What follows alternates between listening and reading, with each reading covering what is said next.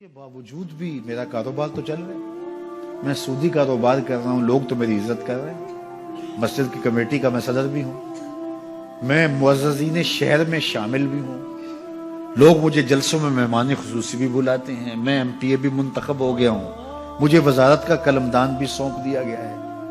وہ میاں اللہ کی نظر میں ان چیزوں کی اہمیت ہی نہیں ہے، یہ چیزیں ہوتی کیا ہیں؟ وہ یہ نہیں چھینتا، وہ ہدایت چھینتا، وہ روٹی نہیں چھینتا، وہ تو نمرود کو بھی روٹی دیتا تھا۔ اس نے کبھی سورج کو منع نہیں کیا کہ اس کے گھر میں روشنی نہ کر، یہ حامان کا گھر ہے، یہ قارون کا گھر ہے، یہ میرے دشمنوں کا گھر ہے، اس کے گھر میں روشنی نہیں ہونی چاہیے۔ چاند کو کہتا ہے اپنی کرنیں بکھیر، سورج کو کہتا ہے اپنی روشنی بکھیر۔ جس طرح باجزید کے گھر میں روشنی ہوتی ہے، اس مکار کے گھر میں بھی ایسی روشنی ہوتی ہے، فرق نہیں پڑتا۔ تو وہ کرم نوازیاں تو نہیں رکتی، لیکن اللہ جب کسی سے ناراض ہوتا ہے تو اس سے ہدایت کی توفیق سلب کر لیتا ہے، تو اعلان جنگ ہوتا ہے۔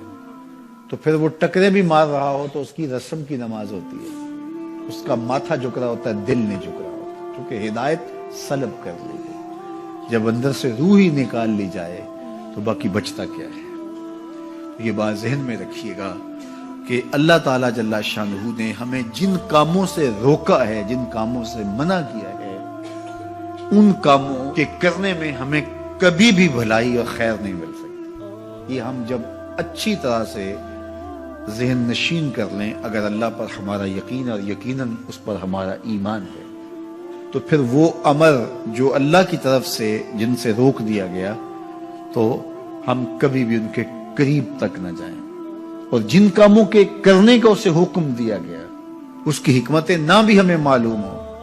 آج جدید سائنس تحقیقات کرتی ہے تو ہمارے سامنے آتا ہے کہ وضو کے کیا فوائد ہیں۔ آج ہمیں لوگ بتاتے ہیں کہ جناب آپ امامہ باندھیں گے تو سن سٹروک سے بچ جائیں گے۔ آج دنیا تحقیق اور جستجو کر کے نماز اور دوران خون اور جو ہے وہ نماز کی برکتیں اور کتنی بیماریوں سے نماز کے ذریعے سے بچنے کی کہانیاں سناتے ہیں۔ اچھی بات ہے، نماز سے صحت پہ اثر پڑتا ہے، یہ اچھی بات ہے کہ وضو سے بہت ساری بیماریوں سے نجات ملتی ہے، یہ اچھی بات ہے کہ سر پہ امامہ باندھ لے تو سن سٹروک سے بچ جاتے ہیں، یہ اچھی بات ہے کہ آپ روزہ رکھتے ہیں تو کینسر جیسے امراض سے آپ کا بچاؤ ہوتا ہے، یہ اچھی بات ہے کہ فلاں عمل کرتے ہیں تو فلاں ہوتا ہے۔ لیکن صاحب، ہم سن سٹروک سے بچنے کے لیے امامہ نہیں باندھتے، ہم محمد عربی کی ادا کے لیے باندھتے ہیں۔ دوران خون کے لیے نماز نہیں پڑھتے، ہم رب کے حضور سجدہ ریزی کے لیے اس کے حضور اپنی نیاز مندیوں کا سر جھکاتے ہیں۔ تو حکمتیں بھی ہیں، وہ برکتیں ذیل میں آتی ہیں۔ تو یہ بات ذہن میں رکھیے گا۔ غزنوی کا وزیر اس سے حسد کرتے ہوتے تھے کہ اس میں کیا خصوصیت ہے کہ بادشاہ اسی کو اہمیت دیتا ہے۔ ایک دن بادشاہ نے کوئی تربوز کاٹا، کوئی خربوزہ کاٹا یا کوئی اور ایسی چیز تھی، تو جس کو بھی دیا تو وہ کڑوا تھا، تو اس نے چوہی چکھا تو پھینک دیا، اور پھر بلایا یاس کو اور اس کو کاٹ کے اس کی پھانک دی، تو ایسے لطف سے کھانے لگا کہ جیسے اس سے لذیذ کبھی پھل زندگی میں دیکھا نہ ہو۔ تو سارے اندر ہنس رہے تھے، ایک دوسرے کو آنکھوں سے اشارہ کر رہے تھے، یہ دیکھو بے وقوف۔ تو بادشاہ رک گیا اور کہا کہ ایاز، یہ جو فروٹ تم نے کھایا ہے یہ میٹھا تھا یا کڑوا؟ کہا بادشاہ سلامت کڑوا۔ تو کہا پھر اتنے ذوق سے کیوں کھایا؟ کہا کہ اس ہاتھ سے میں نے میٹھی نعمتیں کھائی ہیں، آج کڑوی ملی ہے تو تھوک دوں؟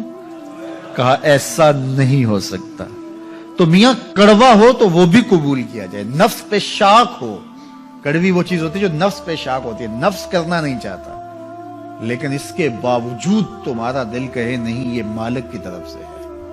سخت سردی ہے، گرمی کی شدت ہے، پانی ٹھنڈا ہے اور موسم سرد ہے، پانی گرم ہے اور موسم بھی گرم ہے، رات کا پچھلا پہر ہے، تھکے ہوئے ہیں، لیکن آپ اس کے باوجود بھی اپنے رب کے حکم کو بجا لاتے ہیں۔ نفس پہ شاک ہے، لیکن سینے میں ٹھنڈ ہی نہیں پڑتی جب اس کے حضور سجدہ ریزی نہیں کر لیتے۔ تو اس کے حکموں کو بجا لانا اور اپنے نفس کو پیچھے کر دینا اور اپنی خواہشات کے گلے پہ چھری پھیر دینا اور مالک کی رضا میں اپنے آپ کو گم کر دینا، یہی زندگی ہے اور یہی بندگی ہے۔ تو اس لیے مجھے اور آپ کو اس بات پہ غور اور تدبر کرنا چاہیے کہ ہم اس مختصر زندگی کو اللہ کے احکام کی مطابقت میں گزارنے کا عزم کریں، وہ بات چھوٹی سے چھوٹی ہو یا وہ بات بڑی سے بڑی ہو، وہ احکام ہماری زندگی کے اندر نافذ العمل ہو۔